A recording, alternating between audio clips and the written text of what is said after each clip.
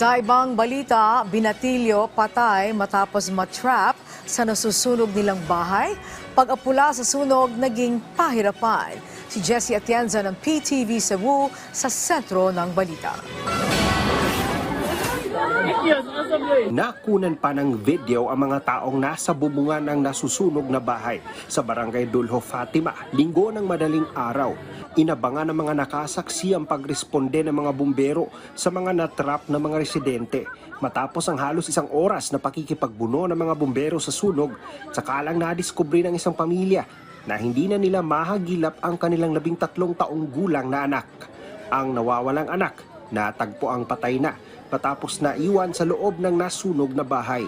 Akala ng pamilya na he jumped to the ground floor.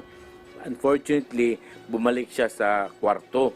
So, yun, nilamon ng apoy yung bahay. So, hindi na siya nakalabas. Dagdag ng Cebu City Fire Station, bagamat naging mabilis ang kanilang pagresponde, nahirapan sila sa pagpasok sa fire scene dahil sa makipot na daanan. Hindi makadaan yung mga malalaking fire trucks natin, and kailangan pa natin mag-connect ng hose so that we can penetrate to the to the inner or to the interior portion. Sinagot na ng LGU ng Cebu City ang pagpapalibing sa nasawing minor de edad. Samantala, kanya-kanyang nagkolekta ng mga maaari pang mapakinabangan o maibenta na kagamitan ng mga nasunugan.